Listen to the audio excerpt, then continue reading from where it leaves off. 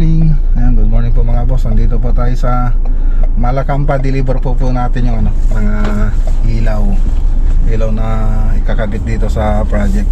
So gamit ko pa rin si Mac Ranger.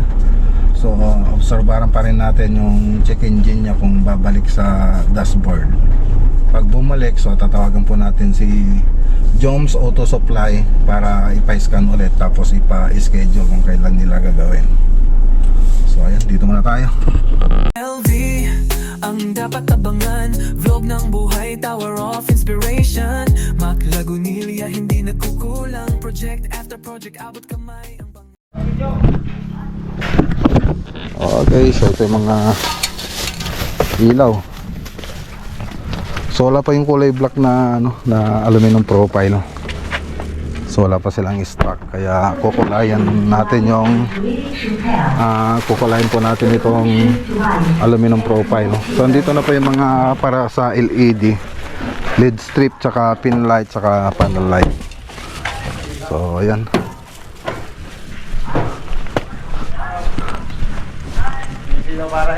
Adaptoy kana dyan aluminum profile adaptan.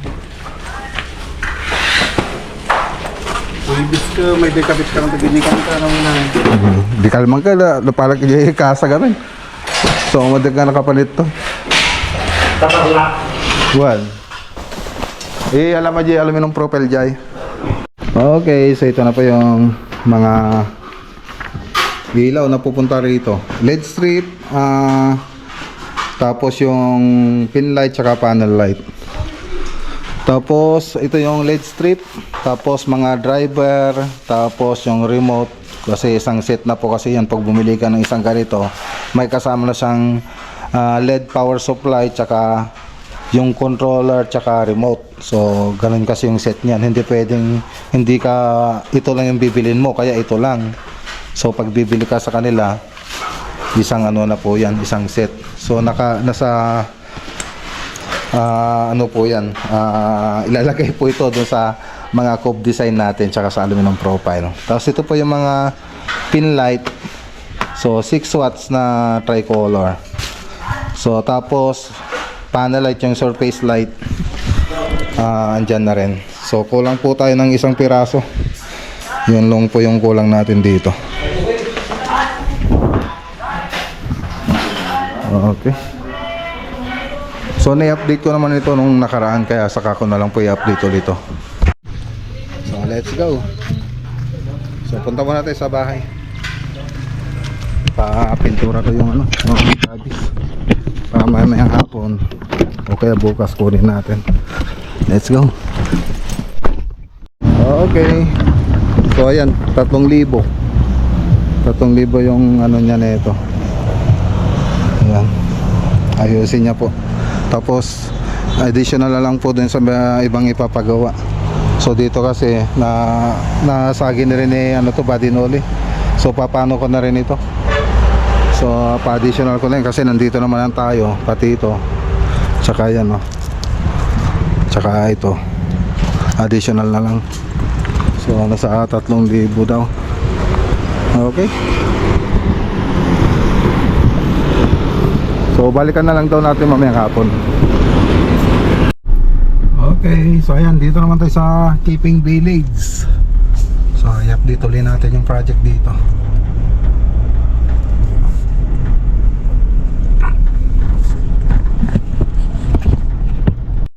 Okay, so break time alas 12. So i-update natin. So last na pumunta tayo rito, hindi pa nakapagmasilya dito sa labas, pero ngayon okay na. Okay, ayan kayo. Kakain na sila mga boss. Ayan ganda na yung mga tiles na lang kulang, mga cladding.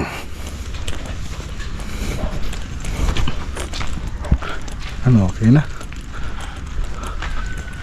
So yung mga ilaw na ito, kompleto na rin yung mga pin light, strip light, LED strip. So kompleto na, ikakabit na lang. Ewan ko lang kung ikabit na dun sa labas, ay sa loob. Dito sa labas wala pa. Ayan, ganda ng pagkamasilyo.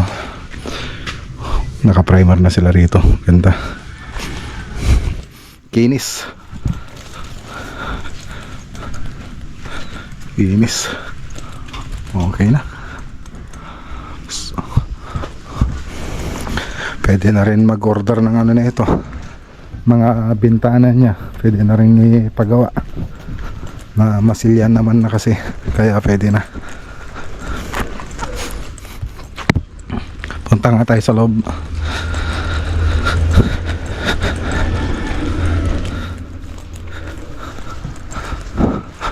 So dito nakapag down payment na kami. So Nara Aji kabel ito ay pare. Nara. Pagila mo pa rin no niya din kabilat na. Hindi pa daw alam. So swing door na. Wala. Okay na. Nailagay na pati mga aluminum profile. Mapasilaw tayo ata yan? Hindi pa. Yan okay na. Ganda no. Ganda na. So simple lang. Maliit lang naman kasi yung area. Kung maaari pwede nga lang flat lang ito eh. Pero nilagyan na nating design. Yan. So alamin ng profile. Tapos naka-cove design po siya. Tapos maginahit natin cornisa rito. Puro plain lang. Yan. Pagkita ko yung model M16 saka 45. Yan. Okay.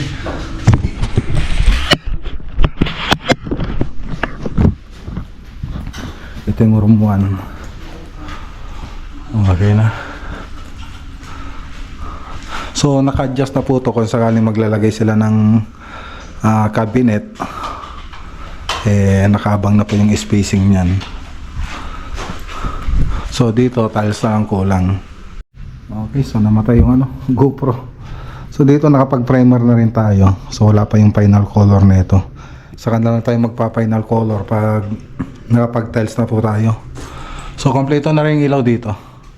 Pati dito sa kabila kompleto na rin. So naka-primer lang itong wall natin. So tiles muna tayo. Tapos dito naman, ayan, nakalagay na rin yung ilaw. So may ano pa to, may ano ba yan tawag dito? Meron pa siyang cabinet. Kung ipapagawa po nila yon, kasi hindi kasali sa kontrata yan, so nakaabang naman na yung mga electrical wire niya. Tapos ito i-adjust na lang yan pag may cabinet na. So yun, kasi may ano, dito kasi yung counter niya nag-L, so may adjust pa yun. Tapos dito naman sa master bedroom, so ayan, retouching pa rin tayo sa pintura. Siyempre tiles yung susunod na gagawin natin dito. Tapos dito sa mga CR, alam po siya. Okay, so dadalhin natin yung compressor natin dito pag magpipintura na tayo ng hamba. So tiles na lang kulang dito. So picturean ko muna. Okay. Ayan, shoutout kay Ma'am Peppermint. Lapit na. Kulay puti na lahat. Final color na lang. Magbibigay na lang po tayo ng ano. Kaya pag magbigay tayo ng kulay sa kanya, tapos mamili na lang siya kung ano po yung gusto niyang kulay sa exterior tsaka interior. So let's go. Okay. So punta naman tayo sa Bakabak project. So ito po yung ano, dashboard, wala pa namang lumilitaw na check engine. Sabi doon kasi sa Jones Auto Shop, hintayin ko daw na may lumabas dyan. Pag may lumabas, itawag ko daw tapos para ma-scan nila ulit para malaman kung ano talaga yung sira niya. So wala pa namang lumalabas. So ginagamit ko pa rin hanggang ngayon. Kanina umaga, nakarating na rin tayo rito sa Kamiling. Obserbahan muna tayo. Obserbahan muna natin. Okay, bakabak naman tayo mga boss. I-update tuloy natin to. So makakapasok yung sasakyan, di naman basa yung daan. Shoutout kay Ma'am Isabela Dumaluan. So break time 12:55. So papahinga yung mga tropa. tinanggal na rin namin yung bakod. Yan, para makapaglinis-linis na. Ay.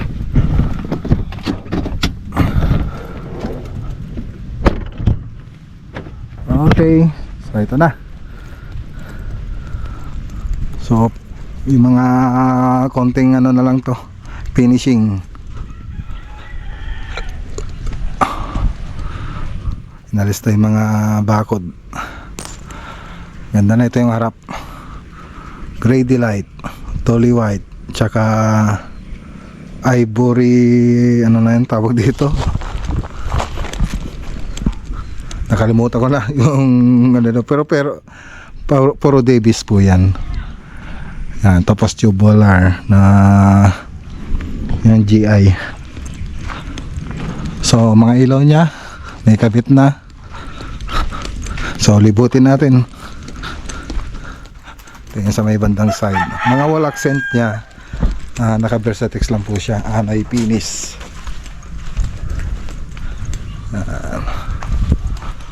Okay, so ito pa yung sa likod. Konti na lang. Nilagay na rin yung sliding door pati dito sa kabila. 900 series. Ganda na.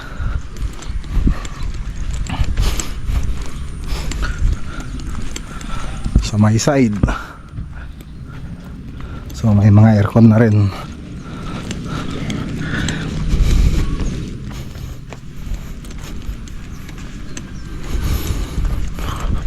Nakapag-finish na pala tayo rito sa labas.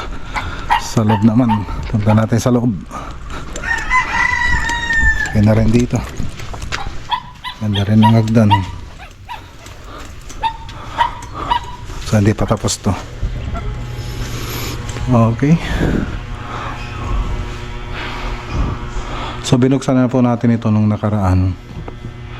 So hindi pa kasi nagawa yung mga switch nya. So TV console meron din po dyan. So nakaabang na po yung mga yan. So ganun din parang doon sa Keeping Village, combination siya ng PVC, aluminum profile. So pinakasiling natin gypsum board, so accent lang po yan, yung PVC tsaka yung aluminum profile. Mga lights natin. Okay, so ito na po yung mga pintuan natin. Ganda na, ganda.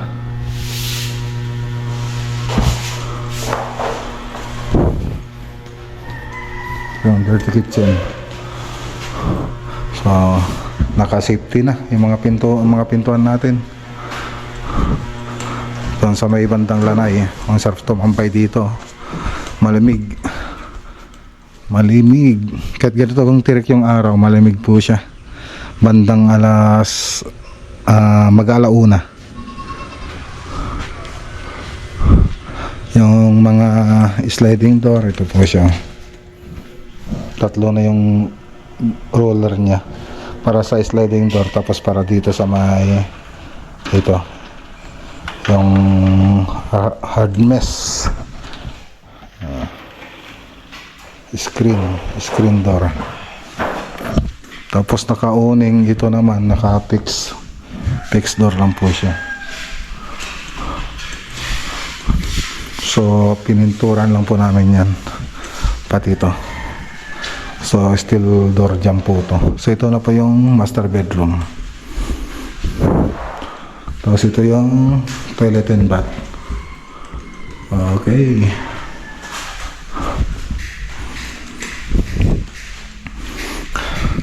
Ganda na.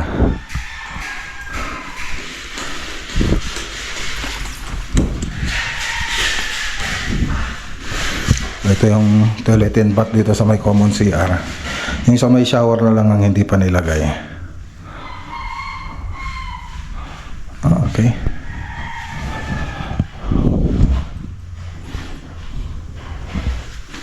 Tapos ito yung sa may room 1. Dalawang kwarto lang kasi. Okay.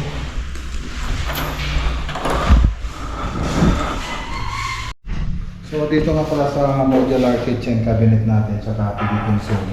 So nag-upgrade po si Madam. So ang dating quotation natin dito marine laminated board na matte white. So ngayon nag-upgrade po siya PVC board. So lalaminate pa po natin ng Formica yun. So naka-gloss finish na po siya. So maganda kasi sa PVC board, hindi na po siya inaanay, fire retardant, moisture proof, waterproof.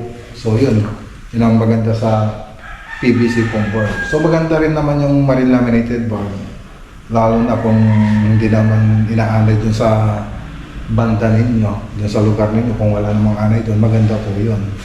Tapos, ang hindi lang maganda dun sa marine laminated board, ano lang po siya, water resistant.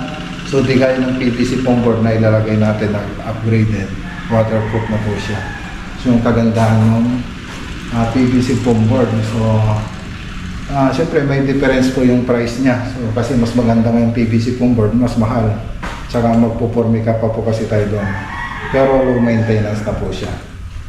So, low maintenance, hindi gaya doon sa marine laminated board. Baka minsan nung babang kitchen sink natin pwedeng mabasa, mabulok, gano'n. So, sa PVC board hindi. Tapos, marine laminated board, pwede po siyang anayin. Siyempre kahoy pa rin po siya. So, yan ang kagandahan sa PVC foam board, hindi na po siya anayin. Okay, so dito po yun sa may modular kitchen natin, tsaka bar counter, tsaka dito sa may TV console. Ayan. So dito sa may mga closet, wala pa kaming in-estimate dyan. So papagawan ko na lang ng estimate si Buddy Nolly tsaka Buddy Jess. So para i-propose natin kung ano yung ilalagay dito. So dyan, tsaka dito. Ayan, dito. Okay. So picture ko muna para may upload ko sa FB. Okay. Shoutout ulit kay Ma'am Isabela Dumaluan.